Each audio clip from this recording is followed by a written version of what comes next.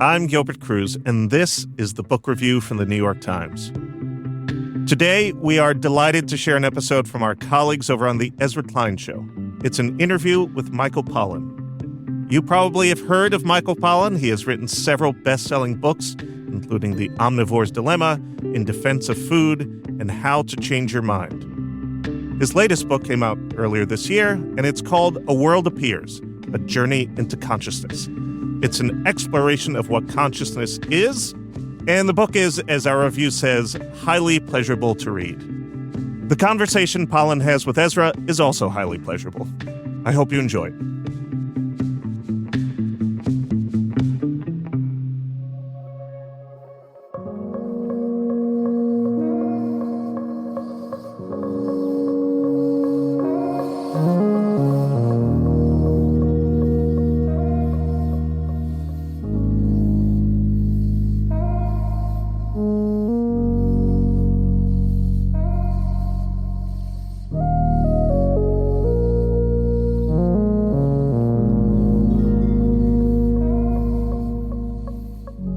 Here is the amazing thing, the deep paradox of consciousness. It is the only thing we truly know, the only thing we have certain actual firsthand experience of. And yet we don't understand it at all.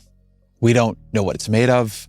We don't know how it works. We don't know why it exists. And the closer we look at it, the weirder consciousness gets. The more we try to describe it, the more our language begins to fail.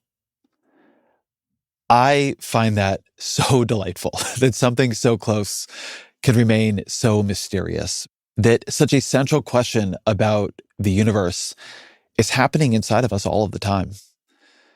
Now, that's not to say we haven't tried to understand it or that we haven't learned a lot from those efforts.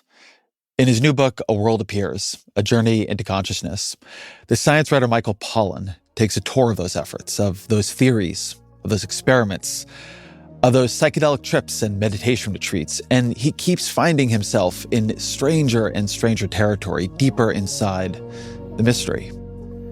So I wanted to have him on to talk about it. As always, my email, ezrakleinshow@nytimes.com.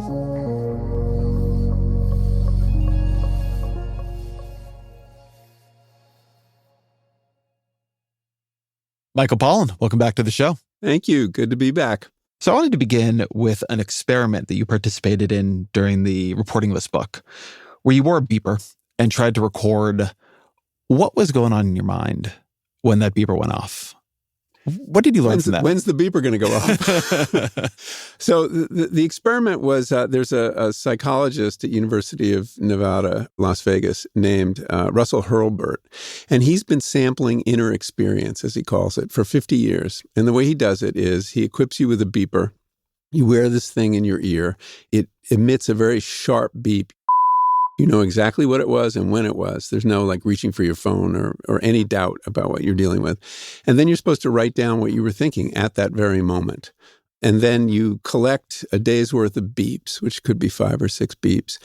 And, it's got various kind of observer effect problems. You wonder, God, if the beeper went off now, what would I have to say? Oh, that would really be embarrassing.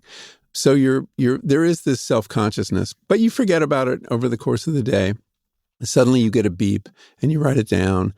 And, I was struck by how banal my beeps were. I mean, I would be like the one I describe in the book is I'm waiting online at a bakery and I'm deciding, should I buy a roll or use the heel of bread I have at home to make a sandwich for lunch?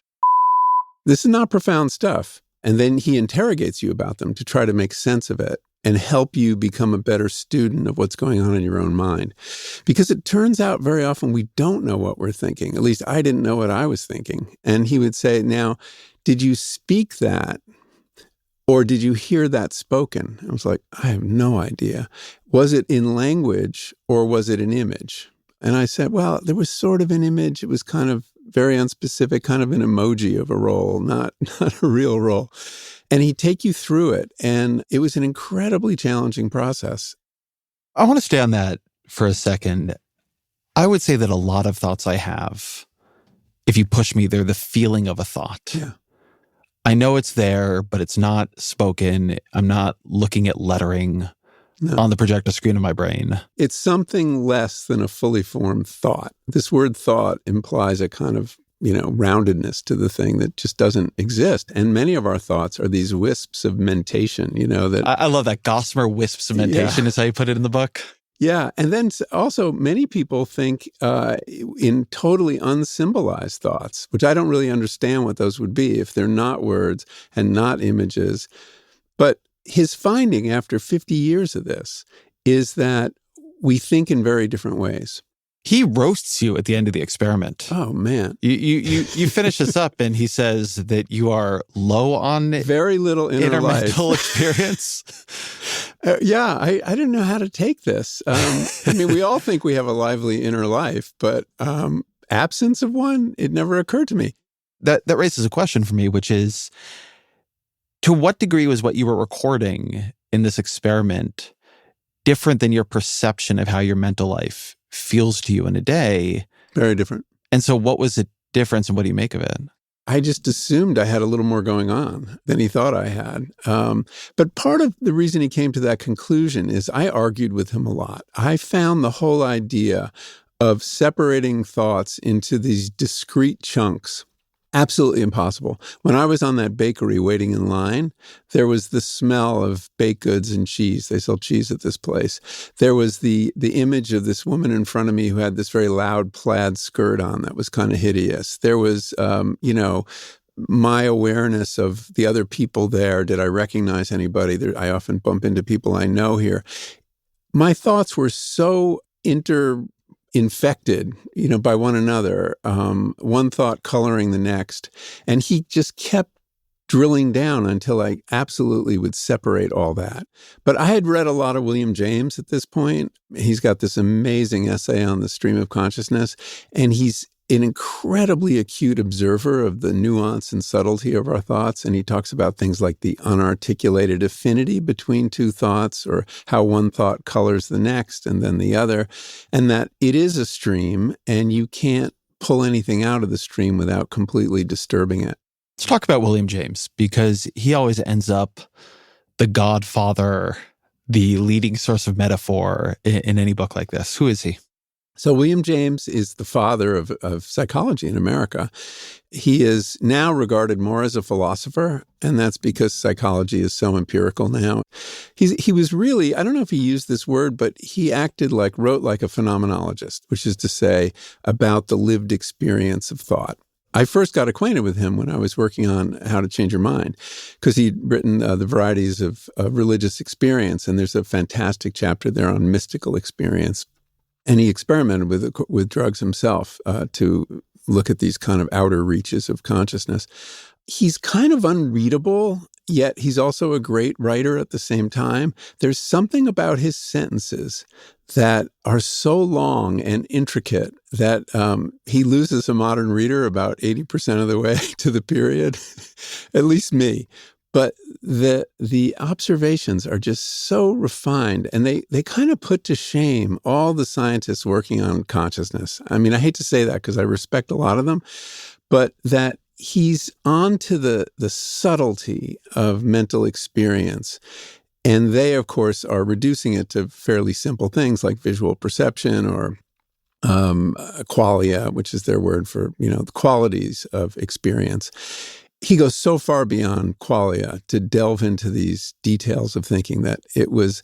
So I had a head full of James when I was doing this experiment, and it seemed to keep doing violence to that. I recognized my thinking more in James than in Hurlburt's questions. One thing I love about James is his precision in describing how imprecise the stuff of the mind is, and mind stuff is a word or a term is a phrase he uses. Of his, yeah. I want to quote you quoting him here because I love this.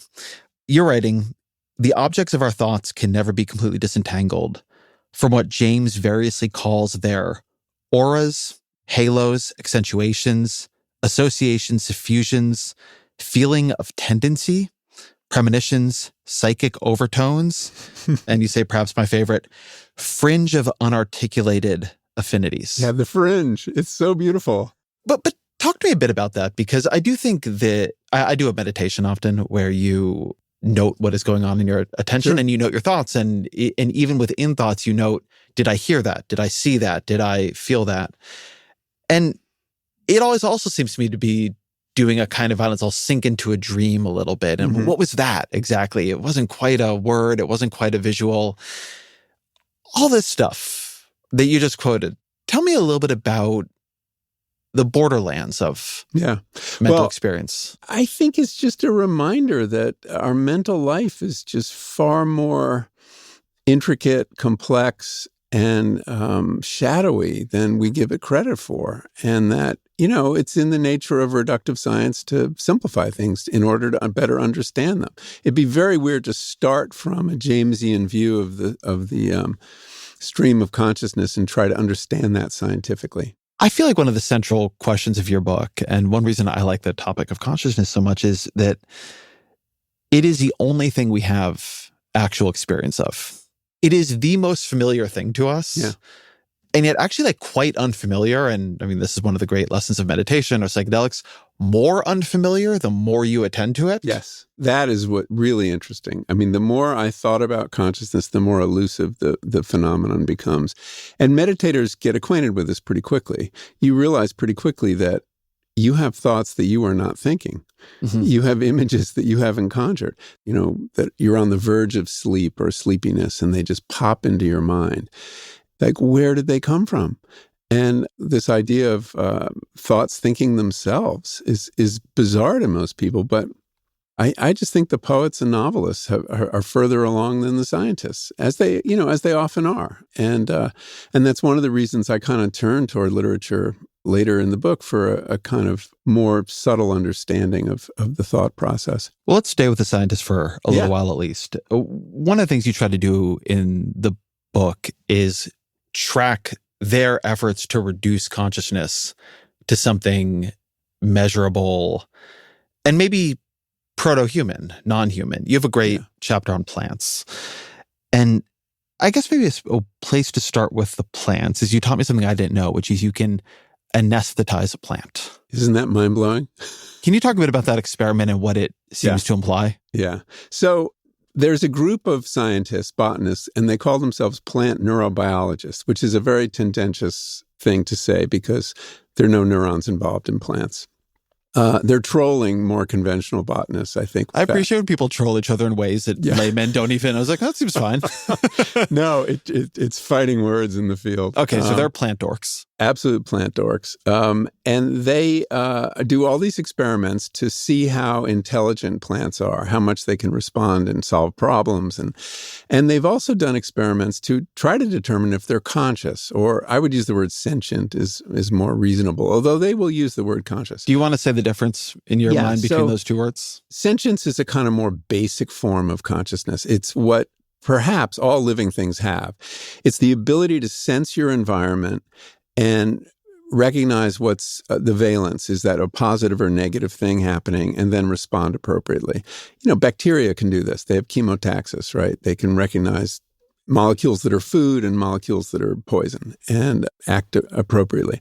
So it's a very basic form. Consciousness is how humans do sentience. And we've added lots of bells and whistles, like the stream of consciousness, like self-reflection, like the fact that we're aware. Most other creatures are just aware. Although we recently learned that chimps have imagination, which is kind of mind-blowing. How do we learn that? Experiments. They got chimps, as I recall, to play a kind of tea party game, as you would play with a kid. And, they're pouring an empty pitcher into cups and they get completely into the game. And there's some reason you can tell that they know it's not real. So they're imagining this. Every time we build a wall and say only humans can do this, we find that actually, no, other animals can. So anesthetized plants. Yeah. So one of the experiments these guys did was take anesthetics that work on humans, including a really bizarre one called xenon gas. I say it's bizarre because xenon gas is inert, yet somehow it puts us out if you expose us to the gas, which is weird because there's no chemical reaction going on. And if you take a carnivorous plant or a sensitive plant, Mimosa pudica, which is the one, the tropical plant, if you touch it, it kind of collapses its leaves, and you give it the xenon gas or any number of other anesthetics that work on us, they won't react. There'll be a period where they appear to be asleep, and then they'll regain their ability. So the fact that plants have two states of being is a very pregnant idea. And, there's this At least two states of being. At least two states, right. Two that we've identified, lights on, lights off. That, to some, implies consciousness. There's the famous definition of Thomas Nagel, who wrote this great essay called What Is It Like to Be a Bat? And his test for consciousness is if it is like anything to be a creature, that creature then is conscious. So it is like one thing when the plants are awake, and it is like something else when they're not, or it's no longer like anything. But the switch in state is very much like consciousness. Let me hold you on that, because as I understand the Thomas Nagel essay, it's that it is like something to the organism. Yes, it's internal. And so you could imagine a situation where a world in which it is not like anything for the plant to be awake. You give actually an example related to this in the book where you say, when you plug a toaster in, This threw me off. Yeah. Toast with it. Right. But when you plug it out, we don't think it is sleeping like something different or unlike something for the toaster to be turned off. I don't think it's like anything to be a toaster. Right. In either state. The fact that something has response to stimuli doesn't necessarily imply it has a subjective experience. Right. That's true. The difference between plants and toasters is complicated, but living things have a sense of purpose. They have directionality. They have good and bad. Any kind of things like that we give to like a thermostat is really just us giving those qualities to the thermostat. The thermostat doesn't care on its own whether it's 70 degrees or 65 degrees. So I don't think it's proof of consciousness, but it's really spooky and interesting. And this researcher in question, his name is Stefano Mancuso. He's an Italian researcher at the University of Florence. He's also shown how plants sleep. There are these characteristics that mark a creature's ability to sleep, which we thought only belonged to higher mammals, I guess. Or no, birds sleep too. But we didn't think really simple creatures slept. It turns out even insects sleep. And Giulio Tononi is the scientist who came up with these criteria for sleep. And plants meet, I think, all of them, which is interesting. And some take that as evidence of consciousness. You're a gardener. Yeah. Do you think you're causing plants pain by pruning them? Yeah. So you're bringing up the issue that immediately comes to mind when you start hearing about plant consciousness, which is, are we hurting them? When we mow the lawn, is that beautiful scent of freshly mown grass, the scream the screams of the... And that'll make you crazy. It's a grim way to put it. But if you... You say it'll make you crazy, but people know we're causing pain to cows and pigs and chickens and just don't think about it. Exactly. It turns out it does not make human beings crazy to cause mass pain to living things on an industrial scale. Yeah, although there's all this worry about this in Silicon Valley, that our tender hearts should go out to these machines that might be conscious, and we owe moral consideration to the machines. Anyway. I think here's my suspicion about that, because I do think it is possible we're going to make sentient machines that have some experience of what it is like to be a machine. And I think that you will find there's a lot of concern about that until the moment it turns out to be against anybody's interest to act. You would have to do anything about it. Yeah. And also they love the conversation about the far future or near far future of, whether it's boomer or doomer view, because it's a great way not to deal with what's right in front of us. One of the things that has struck me, and it's a theme of your book, is our ability as human beings to wall off our experience from that of everything else in the world. I forget the great philosopher you're quoting here, but there is one of them who just doesn't believe animals can feel pain, sees them as functionally robotic. Well, Descartes. It is Descartes. Yeah. And that is in part helping to justify vivisections of live animals dogs in that era. And rabbits, yeah. And it's just like, I have two dogs. I've been around some rabbits. The idea that you would believe those animals are not feeling pain, it actually raises a pretty profound, for me, question about human consciousness and our ability to interpret what we are seeing around what we would like it to be as opposed to what it is. Yeah, that and the power of an idea. I mean, he developed this idea that humans had this monopoly on consciousness. I think, therefore I am. In other words, the thing I know is that I'm a conscious being and nobody else has it. No other creature has it. And he was so convinced of his own idea that when these animals screamed, sounds that we would have no trouble interpreting as suffering, he didn't hear it as suffering. He just thought it was automatic noise. And it is hard to believe. And it's true. It tells you something about the power of an idea to overcome our feelings, our instincts. But we do this all the time. And, he was so wrong about this. It's not funny, but we see things through an ideological lens, and it shapes what we actually see and hear. And it changed the sound of those screams to him to meaninglessness. Okay, but you do get into this question of, yes, are we causing mass suffering to plants? Yeah, and I talked to Stefano Mancuso about this and some other researchers. One in particular believes, yes, we are causing pain to plants. And his take was, but hey, that's just life. Mm-hmm. If we don't eat plants, we're down to salt, basically, if you give up on animals and plants. Mancuso doesn't think so. He thinks pain would not be adaptive to a creature that can't run away.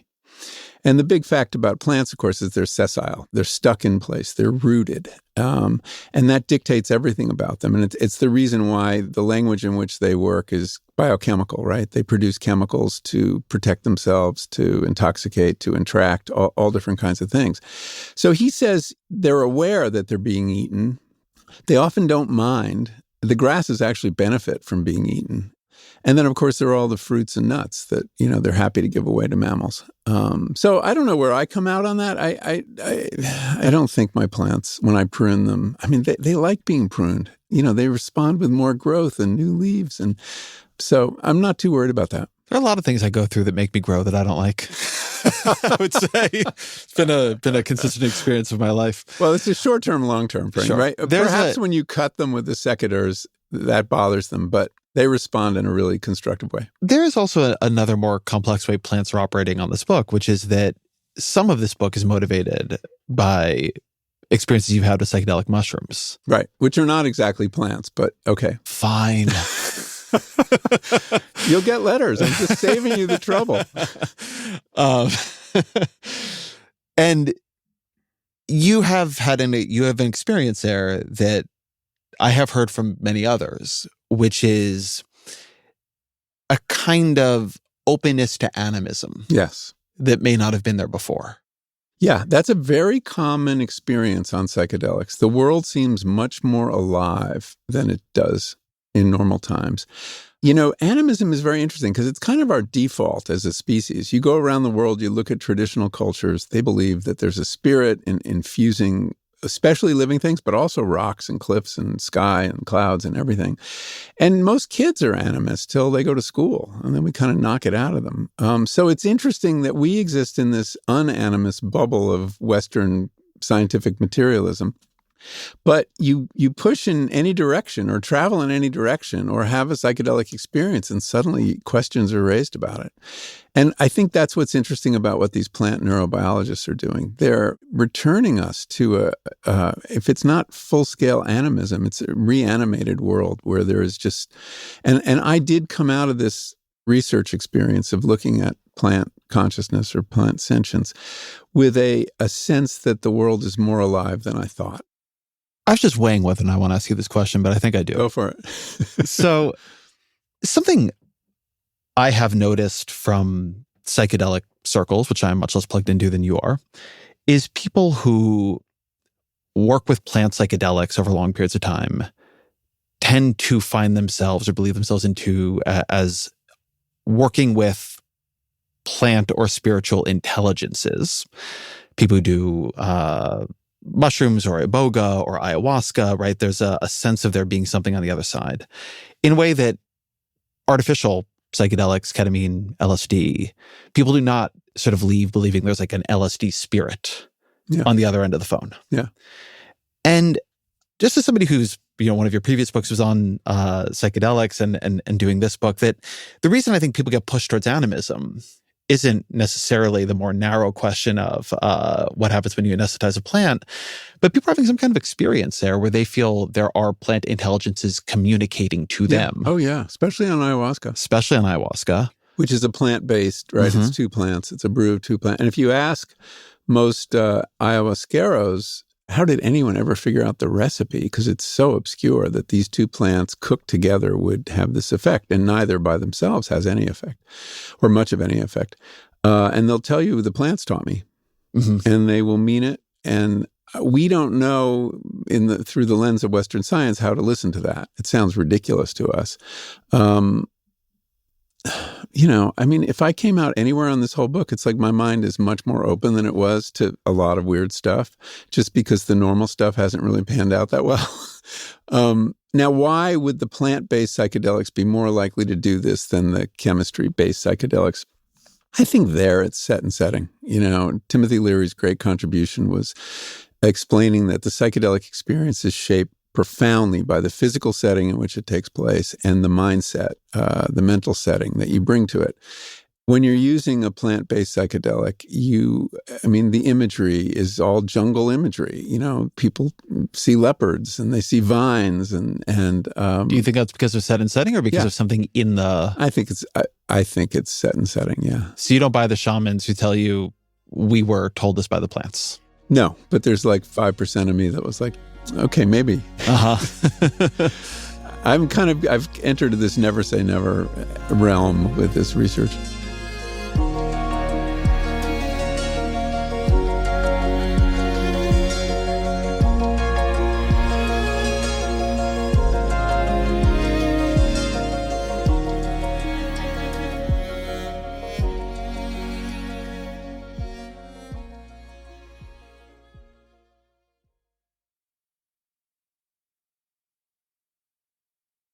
So certainly the mainstream interpretation of what consciousness is that as life becomes more complex, as unlike plants, we're moving around, that you have an escalating complexity in conscious experience in order to achieve goals in the world, that consciousness is being created through evolutionary pressure. It's adaptive. Yeah. One thing you do is go through a couple of the ideas of what it could be adaptive towards. Yeah. Tell me some of them. So I'm going to back up a little bit to make sense of this idea. One of the big questions is your brain, at least 90% of what it's doing, you're not aware of. It's doing all this work, monitoring your body, maintaining homeostasis, perceiving things in your environment without you being consciously aware of it. Peripheral vision, smell, scent, touch, all these kind of things, temperature. So the question then becomes, if this automatic machine is so good at what it does, why does any of it become conscious? That's part of the hard problem of consciousness. Why aren't we just zombies? Wouldn't that have been simpler? And the reasons, and to some extent these are evolutionary, just so stories, but they're persuasive, that basically you can automate things until you get to a level of complexity. And for us, it's our social lives. The fact that we are fundamentally social beings, absolutely dependent on other people, with a long period of complete dependence for babies and children compared to other species. Social life cannot be automated. It's just too complex.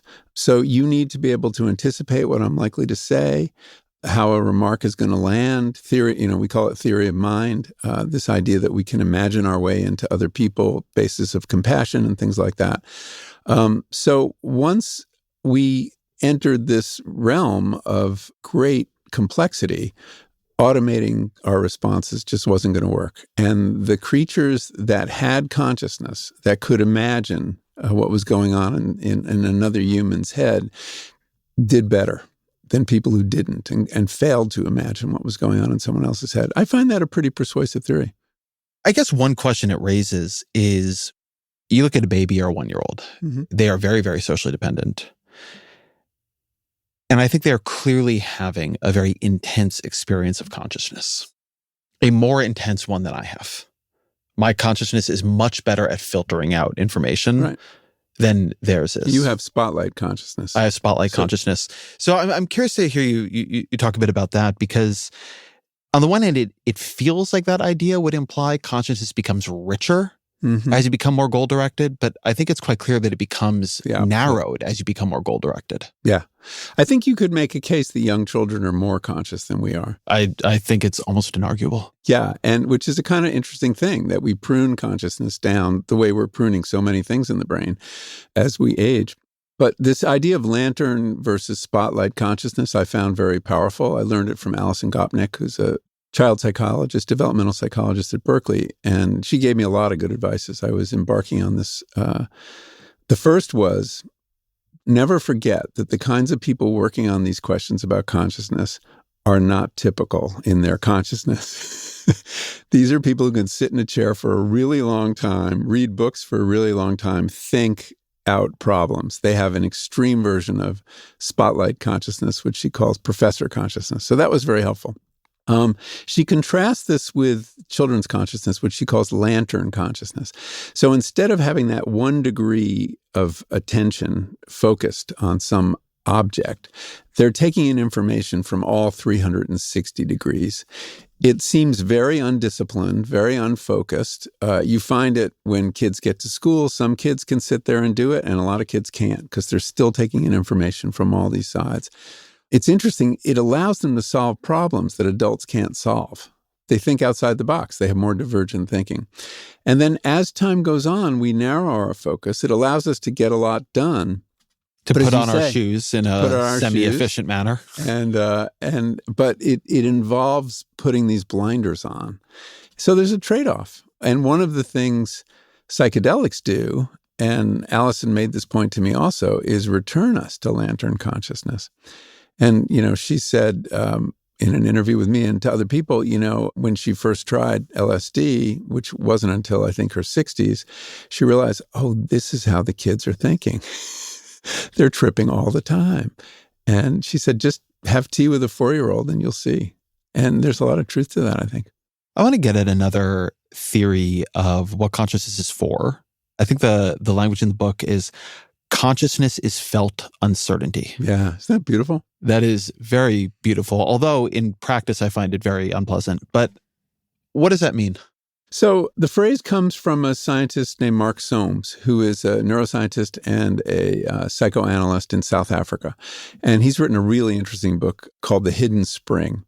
And his theory is that consciousness arises when you can't automate things. And in this case, he's talking about the fact that you might have 2 competing needs. Let's say you're hungry and you're tired, and you have to decide which to privilege. And that takes decision-making. And what consciousness does is open up this space to resolve uncertainty. So if everything was predictable in the world and you could be certain when this happens, that happens, and you had a kind of neat algorithm to deal with contingencies, you don't need it. But a lot of life presents us with uncertainty. And that's when consciousness arises. I think I've thought about this part of the book more than any other. And I think that's in part because the way my mind works, and I'm not sure how generalizable this is, my thoughts attract to uncertainty in my life. I just ruminate and ruminate and ruminate over whatever I am typically most emotionally uncertain about. Mm-hmm. Not always, by the way, the most useful forms of uncertainty. There are other unsolved problems it would be better if my mind was interested in thinking about, but I get it. So on the one hand, this idea that there is something, at the very least, that is attracting the spotlight of my attention to uncertainty feels true. But I also have a couple of questions and problems with it. One is that it doesn't seem like what we're talking here about is exactly consciousness. I mean, what you were just saying about the child or about the adult on psychedelics, they are not attracted to uncertainty in the same way. The experience of like psychedelic consciousness expansion is in many ways, I think, less of the experience of felt uncertainty. It's a very good point. It becomes much more about experience, whereas uncertainty, at least in the way I experience it in my consciousness, tends to be a much more spotlighted, much less experiential. Yeah. Like it's a distraction from experience. Yeah. I think that's right. I haven't really thought about that much. One of my takeaways is that we have to be kind of pluralists of consciousness, that there are many different kinds, and that psychedelic consciousness should be counted as one of them, or the mystical forms of consciousness that James talks about. And then there's everyday consciousness and spotlight consciousness. And that, so I think we all have a toolkit to some extent, and we experience, the kind of consciousness you experience as a meditator is very different than the kind you do at work, right? Or when writing. Writing is a great example. That's a very peculiar form of consciousness. So the other thing I was thinking about with this was consciousness is felt uncertainty. Mm-hmm. Felt where? Because I think we think of consciousness as a thing happening in our minds. Something I think actually that has come out of my meditation for me, but then I loved seeing how much of it there was in your book, is recognizing how much is happening in the body. Yeah. I think that's my biggest discovery as someone who lives in his head most of the time, how important having a body is to being conscious. We identify with our heads more than our bodies, right? Maybe because our eyes are there. I don't know. But consciousness probably arises with feelings first. It starts with things like hunger and itchiness, and as it gets filtered into the cortex, becomes the kind of complicated thinking that we pride ourselves on. I think that feelings are based in the body, finally. It's how the body talks to the brain. And we have to remember this very simple fact, which is the brain exists to keep the body alive, not the other way around. We're not just a support system for this amazing 3 pounds of tofu in our heads. And once you realize that the messages coming from the body are really important to the brain. And these feelings are the beginning of conscious experience. And if you didn't have them, it's questionable whether you would have consciousness. There's no doubt, I think, that the experience of consciousness is some kind of interplay between both. I feel uncertainty in my solar plexus. Mm-hmm. I think about things I'm uncertain around in my brain. Exactly. And where do you experience disgust, like moral disgust? Mm-hmm. It's in your belly. You have a great experiment in the book about ginger. People given ginger. Could you describe that? Yeah, this is a very cool experiment. They gave people ginger before exposing them to some morally distasteful event or something, or image. And the people who had the ginger were less disgusted because their stomachs were settled. So our feeling of moral disgust is kind of channeled through our gut, which is such a weird idea. But that's probably true of a lot of feelings, and that it has enormous implications for this discussion about AI, whether it can be conscious. Because feelings are not just signals. They're not just bits of information. They contain information. You're getting a lot of information from a feeling, but that's the residue of the feeling. There's something more somatic about it. And it's very hard to imagine how computers could get to that. And feelings have no weight if you don't have a vulnerability, if you don't have the ability to suffer and perhaps be mortal. Otherwise, a feeling is just more information. And we know feelings are a lot more than that to us. I want to describe an experience I just had while we were doing that. I wrote a note to myself to come back to this part of the conversation later to maybe clip it out because I think it's particularly good. One thing I find I need to do during these podcasts is pay very close attention to my body, because what happened there is not that I had a thought, this is good, come back later. Mm-hmm. What happened there is that my skin got pricklier and I noticed like a heightened sensitivity. And that was an alert to my mind to start paying attention. Well, what am I trying to pay attention to? Mm-hmm. I see this all the time in the podcast. My body has reactions to things that are going on, and then my mind has to interpret why that is happening. Yeah. And the body is smarter about things than, the mind, which like created the questions document I walked in here with is. But it's such a strange experience that something just happened in like my chest and my hands that told me my body thinks this part of the conversation was good. Yes. And to put it into my brain so I could write a little note to come back to it later. So William James writes about this. You have feelings, emotions, and thoughts, right? And emotions are more the physical manifestation of feelings. I can tell your emotions. I can't tell your feelings. Those are internal. He said basically they start in the body. anger starts with a racing heart or something like that. And then the brain interprets, why did the heart start racing? Why did blood pressure go up? Maybe it's fear, So the brain is constantly interpreting the messages it's getting from the body. And the body is thinking on its own, feeling on its own, reacting to its environment in a million different ways. And it totally changes how you think about consciousness and the potential of automating this or the potential of digitizing it. If feelings come first, feelings bear more thought in that, where do they come from? How can they be simulated? Feelings and bodies bear more thought. Yes. This is something embodiment. That embodiment. Consciousness is an embodied phenomenon, and that the brain in a vat, right, meme, it just doesn't work. Ditto the downloading of consciousness onto a machine. The dream of the transhumanists. You're not going to have a body? How's that going to work? I think if somebody was to go out into self-improvement podcast world or school or anything, and their fundamental question was, how do I get smarter? How am I more intelligent? The answer you basically get has to do with training your mind, studying, reading more, journaling in the morning, whatever it might be.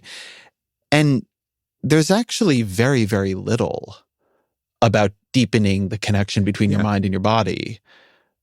As I have gotten older and as my work has become more creative, I think, I've come to think it's a huge mistake. Yeah. That a huge amount of just what I have had to get better at over the years is paying attention to my body such that then my mind can do something with these signals that are not always easily interpretable, but have some intelligence that I don't feel like I am in control of. Yeah, and we quite misinterpret them. I mean, think about, you've got young kids. When they're hungry, they will misinterpret that as frustration or anger. And you realize, oh, they just need to eat, and then they'll be fine. So we do go through a process of learning how to interpret what our body is telling us. But it's true, as adults, where do you go to learn that? I mean, meditation a little bit, doing body scans and things like that. I've done meditation practices where the focus is very much on the body and what's going on in every different part of the body. But I think we would be wiser if we learned how to do this and paid better attention to our bodies. And I also think, in a way, this is the lesson of Antonio Damasio's first book in 1994, Descartes' Error, it was called. And he was basically showing that feelings and emotions should be admitted into the decision-making process. And he proved that people who couldn't experience emotion or feelings made worse decisions than people who could, and that there was a kind of a gut check. We have all these words for the gut and thought, and there's some kind of buried deep in the language is this understanding that our gut has something important to tell us about a decision. And so he kind of rehabilitated feelings and emotions in the whole science of the brain. But basically, we've been drumming feelings and emotion out of our understanding of the brain for hundreds of years. And, I don't know why. It just, this idea of the pinnacle of human consciousness is the cortex, or the kinds of people who do this research are just really out of touch with their bodies. I like that as a hypothesis. I'll be hearing from some of them. Well, fair enough. I want to pick up on something you said in there about the sequencing, about how feelings often precede thoughts. There's a great piece of research you bring up that is research done on meditators who are asked to note when they're interrupted in their meditation by a thought. Can you describe that study? Sure. So this scientist, Klein Christoph Hadji-Levia, psychologist, her field is spontaneous thought, which is, I hadn't thought about that as a field. And that includes things like daydreams and mind wandering and creative thinking and flow. And to try to understand this, she's very interested in the question of how things get from our unconscious into our conscious awareness. Because we know there's a lot going on below the threshold of awareness. So she works with trained meditators, people who have like 10,000 hours experience meditating, puts them in an fMRI, gives them a button to press as soon as a thought intrudes. Because even if you're an experienced meditator, it's going to happen. She says it happens every 10 seconds for everybody. She said the great lesson in meditation is the mind cannot be controlled. It's very, very freeing to people trying. What was interesting about this is that when people pressed the button, she would look back at when something popped out, when there was activity in the hippocampus, which is the source of memories and other stuff as well. But she was watching that as a source of a thought. And it took 4 seconds between the fMRI showing activity in the hippocampus and the person being aware of that thought. So what is happening? 4 seconds in the brain time is like an eon. What is happening for a thought to transit from the unconscious to the conscious? And why does it take so long? And she doesn't know. I'm sorry, I can't pay this off. But one of the theories called global neuronal workspace theory, which is that there are thoughts competing with one another for access to our conscious awareness. And they're kind of, this Darwinian process. And only the most salient ever gets into the workspace and then broadcast to the whole brain. The problem with this theory is there's a lot of trivial stuff that somehow gets through, at least in my case. I think there's a lot of traffic going back and forth. And that's something also that happen not just during meditation, but during psychedelic experiences. There's lots of unconscious material that comes up. I actually find this to be a problem with meditation for me, which is that there's a lot of meditation that is about open awareness or trying to watch things happen non-judgmentally. Yeah. But the very act of having awareness is very clearly changing what is happening in my brain. Yeah. So the more awareness I have, the more my brain feels slightly, or my mind feels somewhat controlled. And the less awareness I have, the more I'm going to get these sort of little wisps of mentation. Yeah. So there's a meditation teacher I really like whose meditations are on YouTube named Michael Taft. And his attitude is like, look, the machinery of the mind is going to go on, but just put it down the way you'd put down your phone. And just, let it do its thing. You can just ignore it. And I find that very helpful. And I have this sense of a little buzzing going on in this corner, of like thoughts that I'm not paying attention to. But, as Kalina shows, it's very hard to control this material and things are going to bubble up and they're interesting. Well, I guess one of my deep and fundamental questions about being a human being is why I attend to what I attend to. Mm-hmm. If I could go and talk to the algorithm in my mind in the way that increasingly you can, go tell Claude how it is you want Claude to act, I would change the algorithm. Yeah. I would worry less about interpersonal conflict in my life. Mm-hmm. I would spend a lot less time thinking about whether or not people are mad at me. Mm-hmm. But there is some process by which I hate the term global workspace theory as a description of what is going on in the mind. It's so bloodless and built on personal computers in 1998. And productivity ideas. Yeah.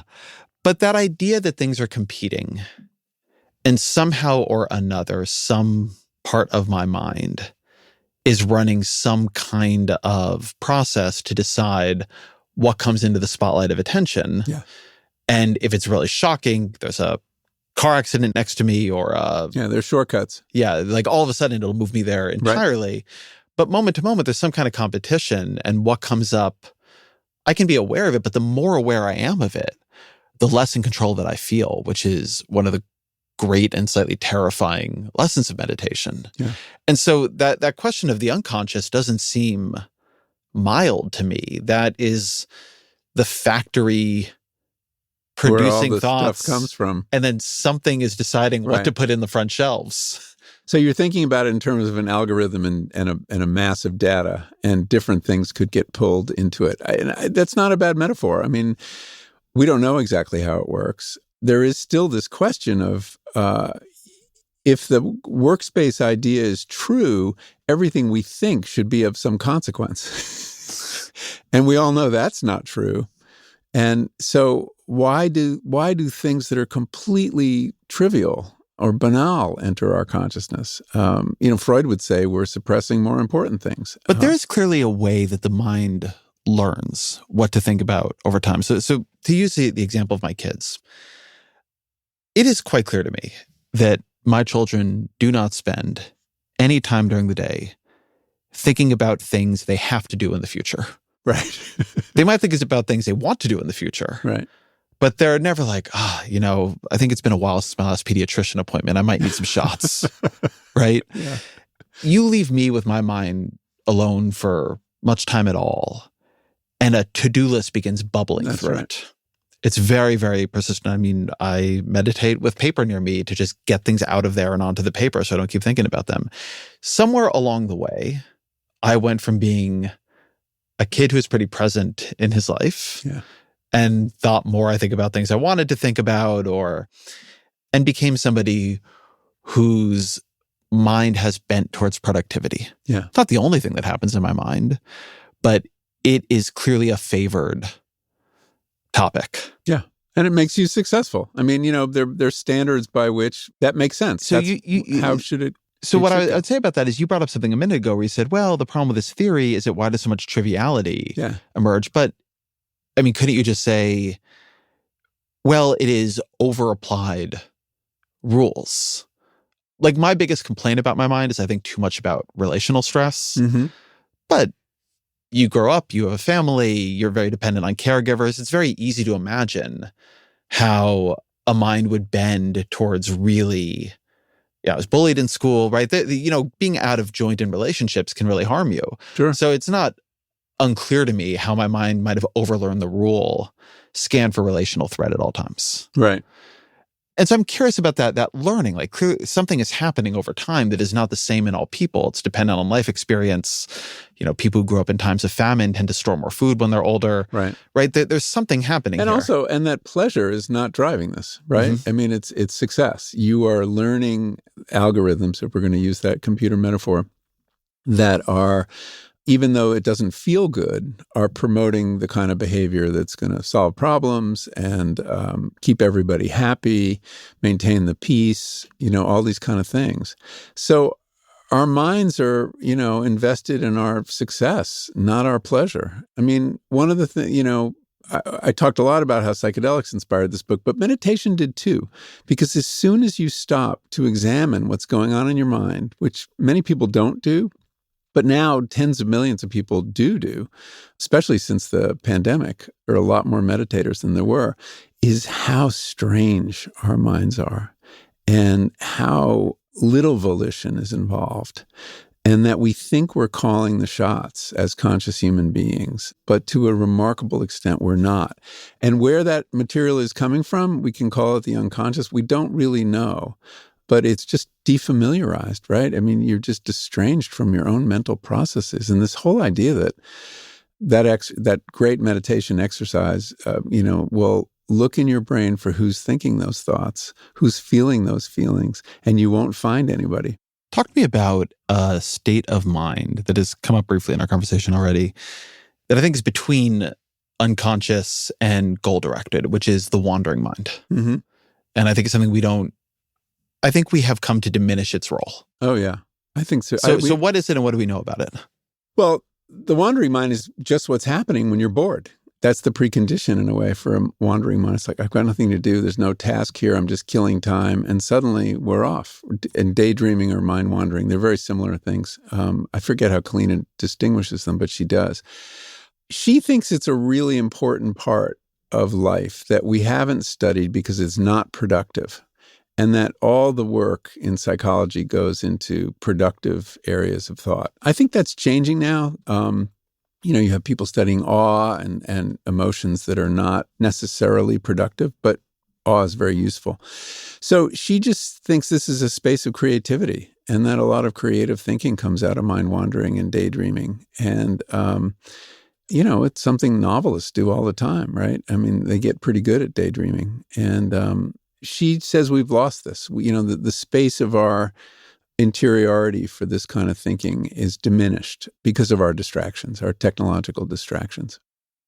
I want to challenge, not that she believes this, but this idea that it's a non-productive form of thought. I think it is very productive. It's just, how are you defining productivity? I would say the biggest barrier for me in productivity true productivity, which is the ability to do better with the same amount of resources that you already have, Mm-hmm.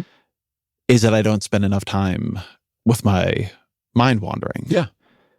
And it is routine that the absolutely most creatively important times I will spend, I thought I was taking a break.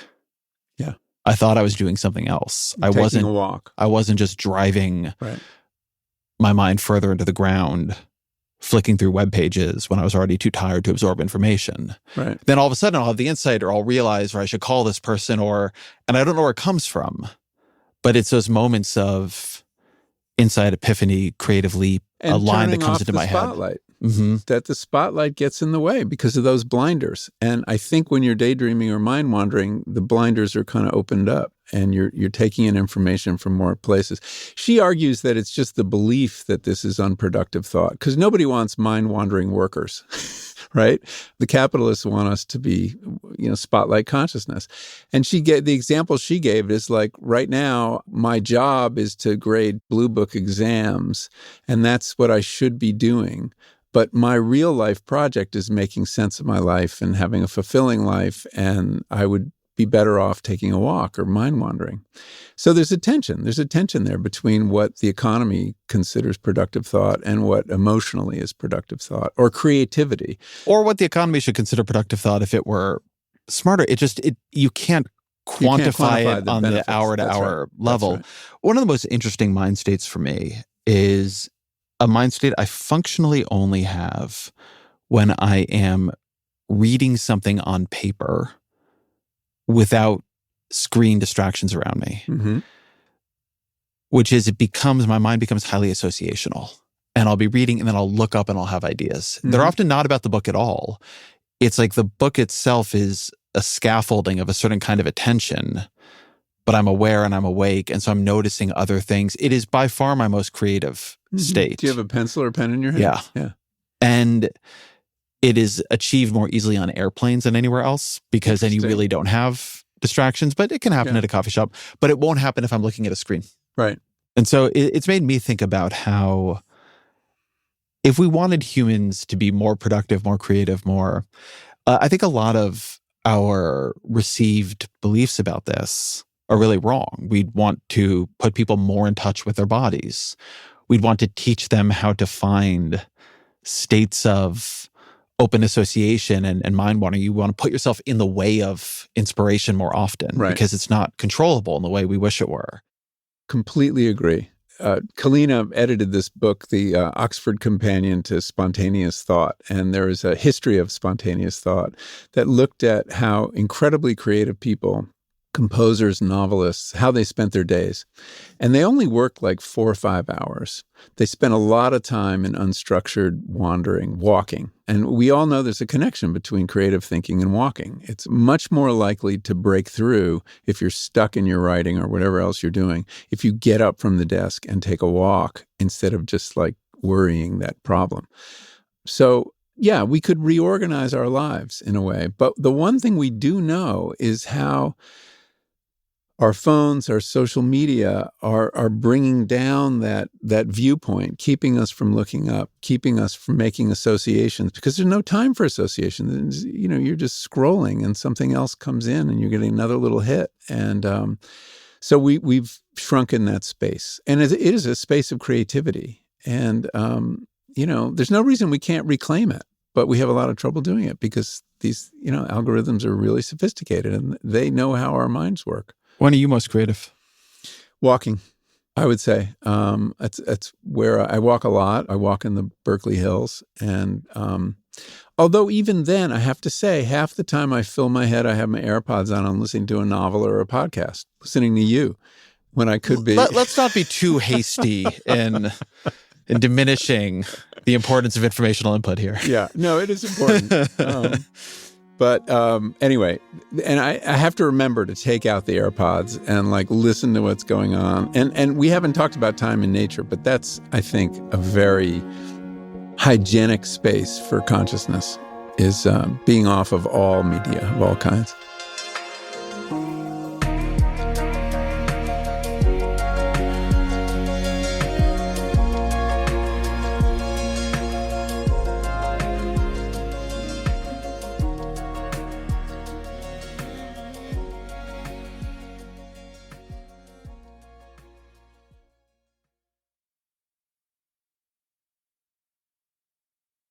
as the book evolves, you start widening to less and less goal-oriented theories of consciousness. And one thing that is happening throughout the book that you're very attentive to is first the number of scientists of consciousness, scientists of the mind, who are now dabbling in various forms of psychedelics. Yeah, that was a surprise to me.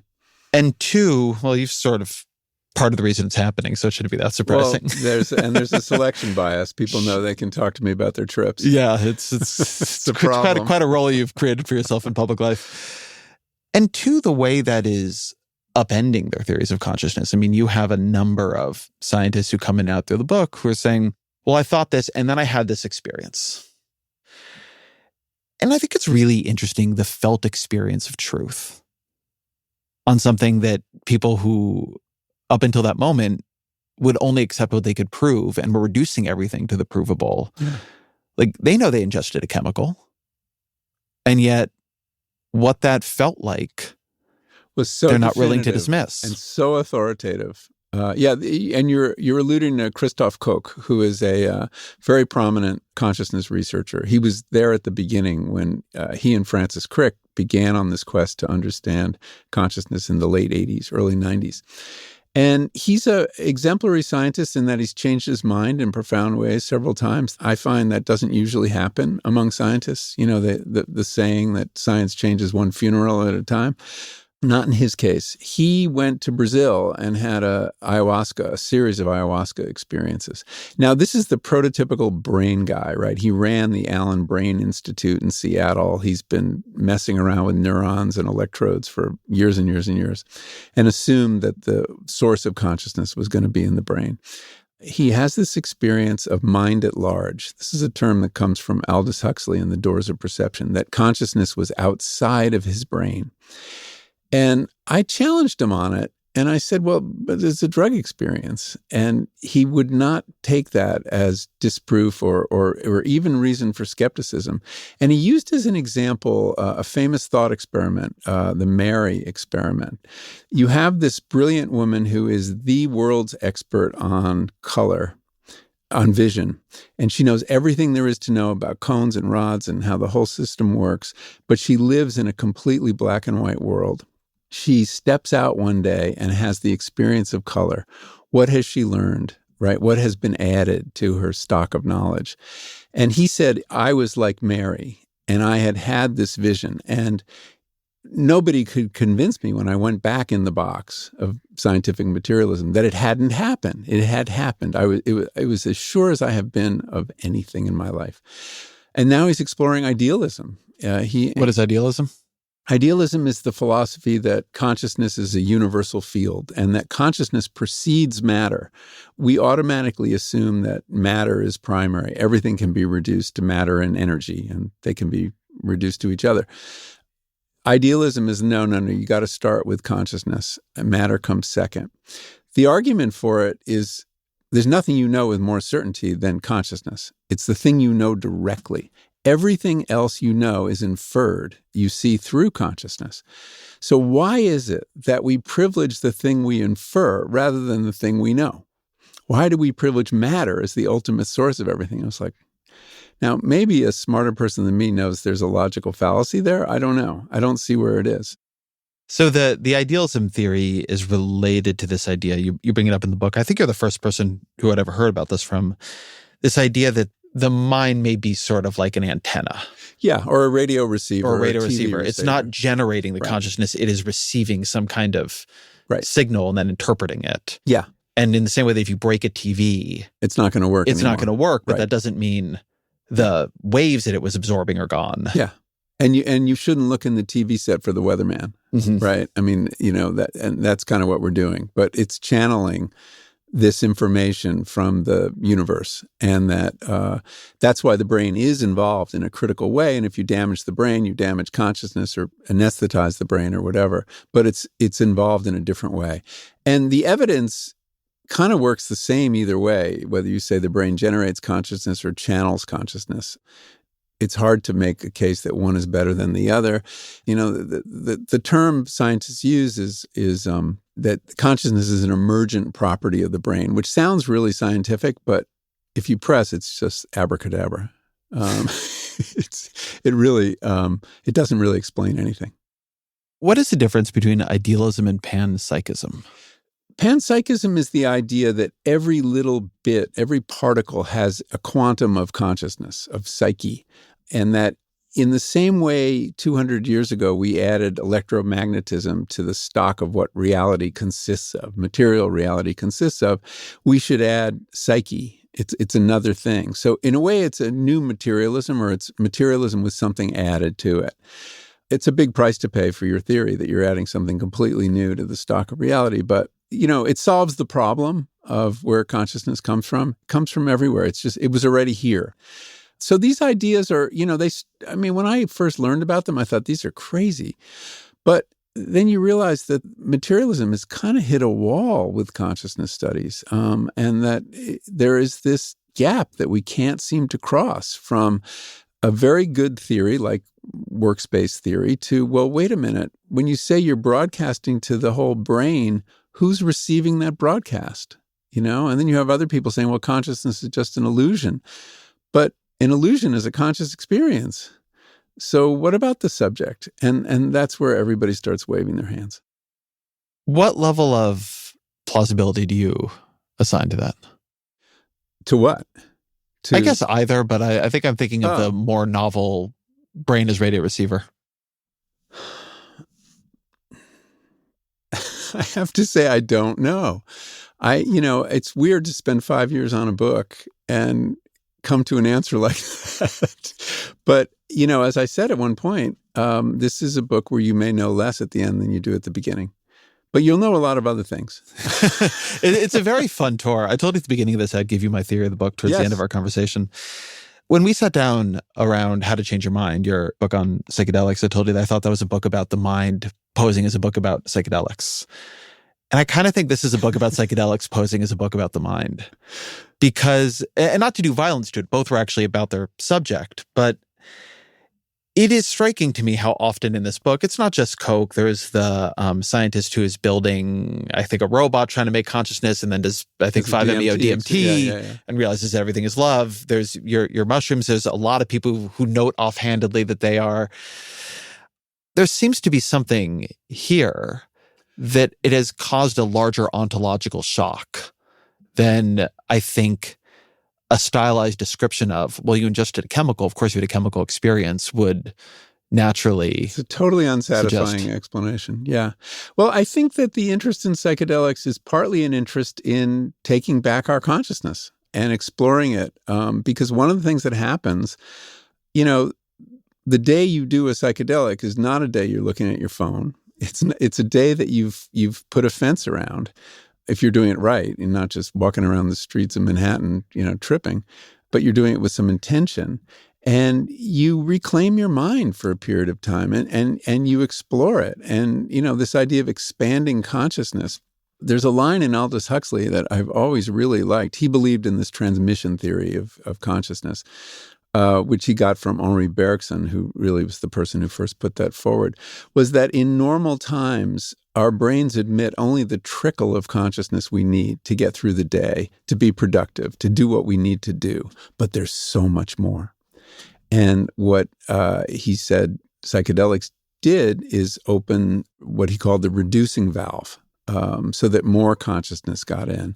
What was that consciousness? To him, it was the mind at large. But I find it's also sensory information, bodily information. I mean, sometimes trips are incredibly somatic and they're all about the body. And other times they're about, visual material. But it's ours. It's mine, right? Although some people go to a divine place about it. And so I think it's, I'm just out there starting to talk about consciousness, and I'm curious that people are so interested in consciousness. Like, I didn't expect this when I started on this book. Really? Yeah, no, I didn't. And it seemed like a very academic topic. And I think two things have changed that. One is the fact that I think we feel our consciousnesses are just full of bullshit right now. And there's so much stuff we don't want to be thinking about that we're thinking about. And you take phones away from kids and they're actually grateful, even once they get over the shock of living without a phone for a day or while they're in school. Because our consciousness is under pressure from everyday life, capitalism, and the need to succeed, financially.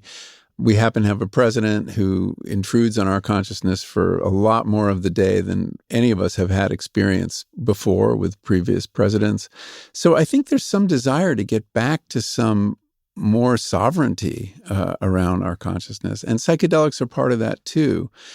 And there is also AI, that is, I say in the book, we're entering a Copernican moment, a possible redefinition of what it means to be human. On the one hand, we have all these animals and even plants that turn out to be conscious, what we used to think was our special thing. And on the other side, we have these machines that are going to be smarter than we are. And some people think they'll be conscious. But whether they can or not, we're going to think they're conscious and act on that basis, which raises all sorts of problems. So who are we exactly if we're not the smartest, most conscious being? And are we more like the animals who can feel and die and suffer? Or are we more like the thinking machines who speak our language? You talk about consciousness as a reducing valve, as a filtering mechanism of sensory experience. And we've talked a little bit about the wider, more lantern-like consciousness of children. Mm-hmm. I wonder how different the experience of being conscious in advanced modernity with a smartphone and a task list. And we are really training ourselves to narrow down, to be successful in the economy we have structured in much of the Western, the not only Western world at this point. We have altered what it means to be human. And I wonder how much we've made the experience of consciousness increasingly unsatisfying by, you can overtrain any muscle. Yeah. And what we are doing, staring in a narrowed way at a computer, there's all this great neuroscience on the difference between wide gaze and narrow gaze, which I really feel when I look out over a mountain range and when I look at my phone. You can feel the shrinking and the tightening of the chest and the posture. The posture of screens, yeah. We have narrowed how it feels to be a human being. We have, but it's not too late. Tell me about your consciousness sovereignty ideas as you're moving in here into consciousness hygiene. One of the things I've been talking a lot about, protecting our consciousness and what a precious space of interiority we have, and it's this place of mental freedom. But I realize for some people going there, it doesn't feel good. That these are people who ruminate a lot.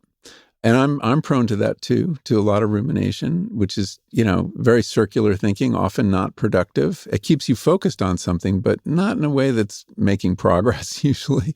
It's a spiral maybe. But also realizing you can take some control over your consciousness and that we need to do more to defend it. And meditation is one great way. And as challenging as it can be, you feel like, here's my mind. I'm with my mind. It might be painful. It might not be. But no one is telling me what to think. We spend so much time thinking the thoughts of other people and enduring the rants of other people and the obsessions of other people. Meditation is, I think, a really interesting way to kind of put a fence around your consciousness. You put down your phone. You still have a pad because you're just trying to get rid of those to-do things.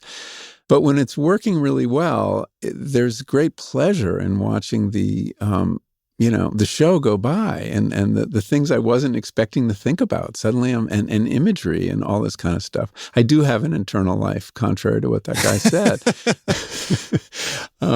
So sure you do, Michael. We believe you for sure. You're not just a zombie here. No. Something you said a minute ago pinged for me, which is often people actually don't like being put in a room with their consciousness. There's a famous old quote. I don't have the speaker in memory, but it says, huge amount of the world's problems come from man's inability to sit in a room by himself. Yeah. I remember I was in a period of meditation a couple years back. And I was trying to meditate a lot because a lot was happening in my life. And I felt like I was just getting more and more upset. And I remember talking to Will Kabat-Zinn, who's a great meditation teacher in the Bay Area, who we both know. And he said to me something I've never forgotten. He said, "Oh, so you're not enjoying the process of insight." And I actually think this is part of actually a lot of things, to say nothing of our president, who I think cannot sit in a room alone with himself. Cannot sit in a room alone with himself. I think his Without need for constant distraction and ego reinforcement actually speaks to some complicated relationship he has with his own consciousness. It is sometimes actually quite hard to be there by yourself. And when you make space for it, and I mean, people who go on meditative retreat often have very difficult times. It can be, and I think usually is, very profound, but you are often going through struggle. Yeah. One of the great lies about meditation is that it's peaceful. Right. In fact, it's it often much more agitating. Yeah, it's much more peaceful to distract yourself, or peaceful may not be the word I'm looking for there, but we distract ourselves away from internal agitation. We spend a lot of time anesthetizing ourselves, and there's a kind of boredom that I think is generative that we don't experience anymore, because we have all these, amazing ways to fill that space. But that space was productive in its unproductive way, and we've given that up. So that's a space of consciousness, too, that we could easily reclaim. I think psychedelics are one way to take control of your consciousness. I mean, that's probably not the right verb, because there's so much that's uncontrolled, but it's all you. And I think that's one of the reasons that there's so much interest in it right now. You're blocking out a lot during a psychedelic experience as you go inside. So those are the kind of things, I think we need to think in terms of hygiene for this great gift we have. And what does hygiene mean here? Hygiene towards what? Keep it from being polluted. Keep it clean. Keep your consciousness from, letting others dictate its contents, basically. Is that a question of consciousness or of attention? Well, they're very closely related. I think attention is a subset of consciousness. So attention is part of it. Attachment is another part of it, though. Attachment? Emotional attachments. That's a big part of consciousness, too. And that's now, having won our attention, now the companies are now going for our attachments with chatbots. I've just met people who are increasingly working on attentional liberation movements. The Friends of Attention being a good example of this. They just came out with a new book. And I've met people creating schools on this. And there is an interesting way burbling around a kind of sense that attentional freedom is an increasingly political and structural question. Yeah. I think we see it fairly clearly with our kids, but I think we know it with ourselves too. And it's very hard to think about how to create a coherent politics around it and activism around it. And also, nothing is more fundamental, including to how politics works, than what kind of attention you're cultivating in a society. Oh, yeah, absolutely. Attention as a collective resource, I think, is a underplayed frame for this.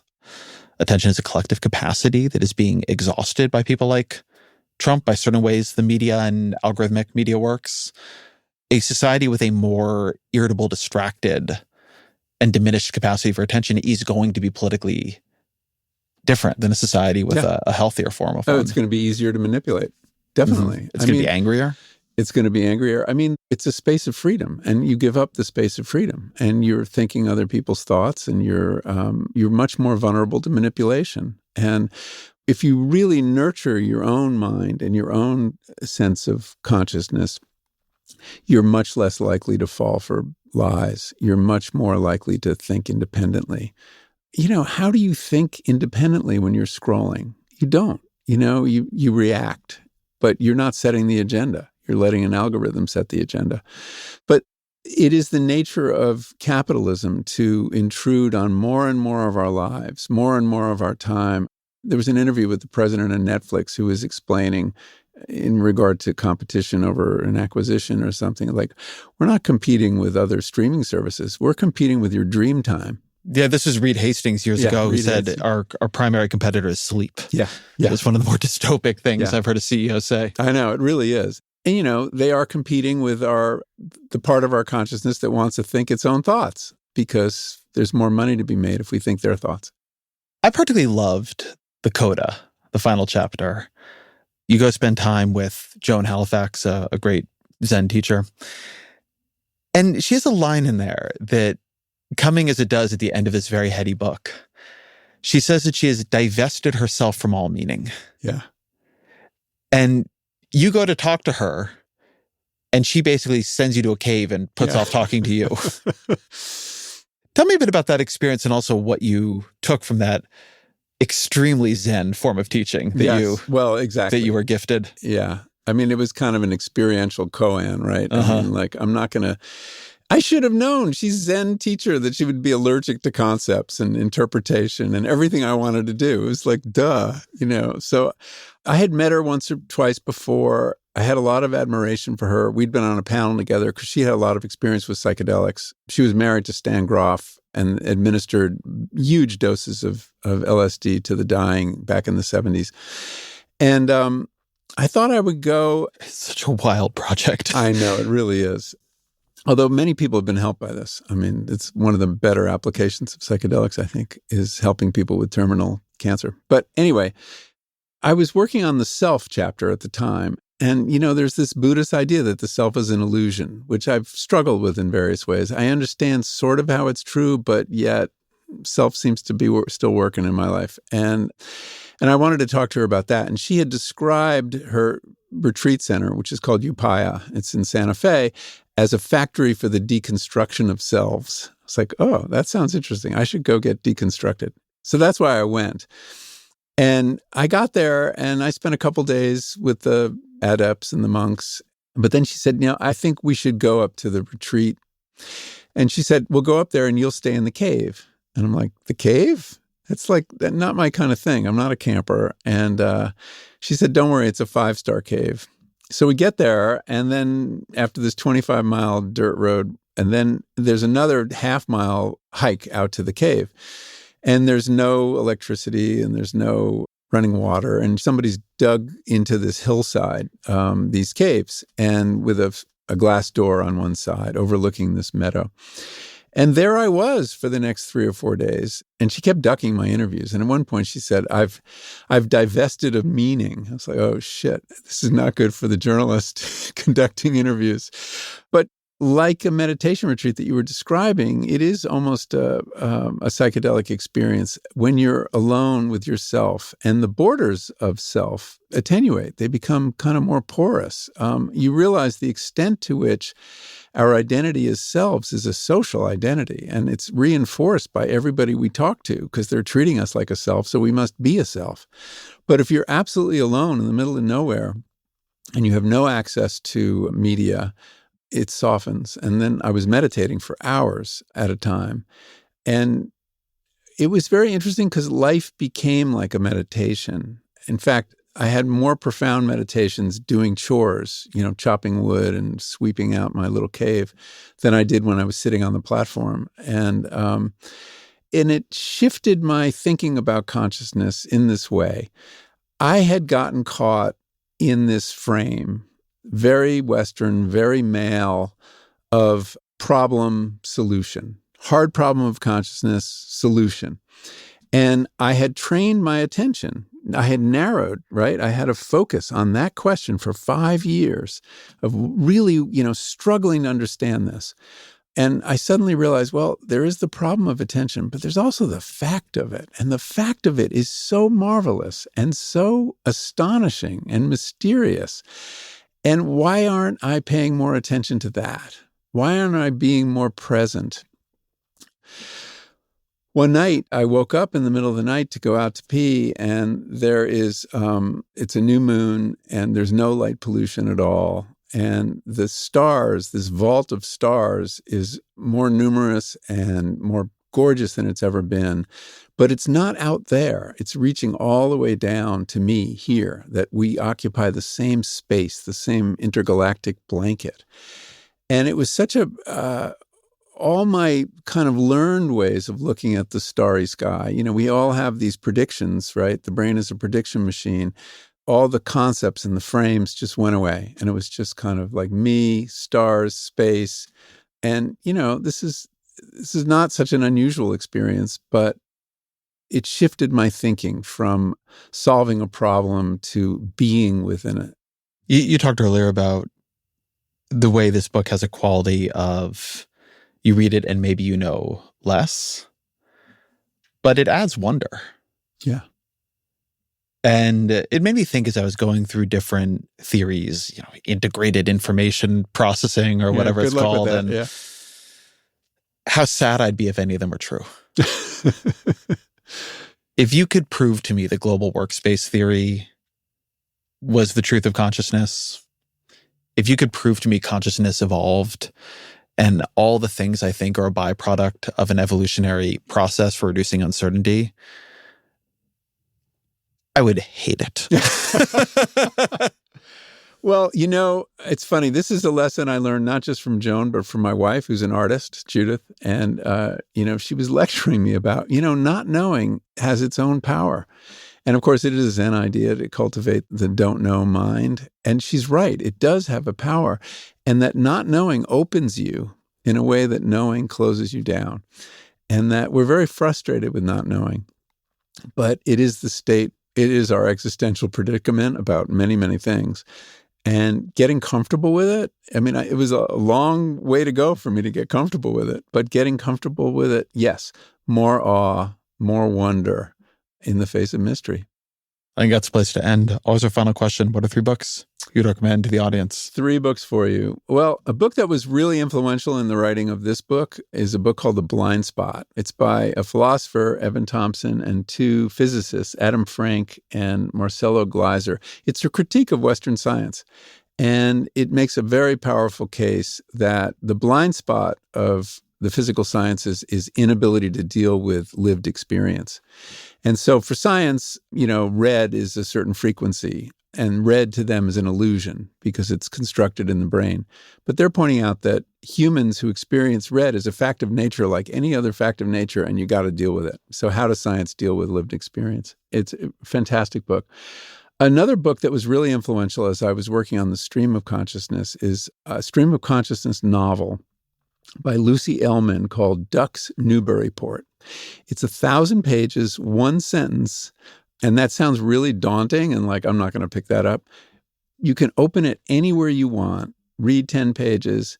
You can listen to the audiobook. You can fall asleep, pick it up again. It's still there. It's like this pool you can enter. And it's all the thoughts of this middle-class, middle-aged woman who lives in Ohio, who has a home baking business, and it's everything going on in her head, including scrolling on her phone. But you have to infer that because there's nothing to orient you. But anyway, it's great fun and really funny and a brilliant book. Lastly, there was a book about consciousness. There were several books on consciousness I liked, but the one I want to recommend is Being You by Anil Seth. He's an English neuroscientist, and it's a book about the self, and he treats the self as a perception. And he's one of the great explainers of consciousness and mental phenomenon in general. His TED Talk about reality as a controlled hallucination has been one of the most popular ever. And he discusses that here too. But it's a really good primer on consciousness with specific attention to the self. So those would be my 3. Michael Pollan, thank you very much. Thank you.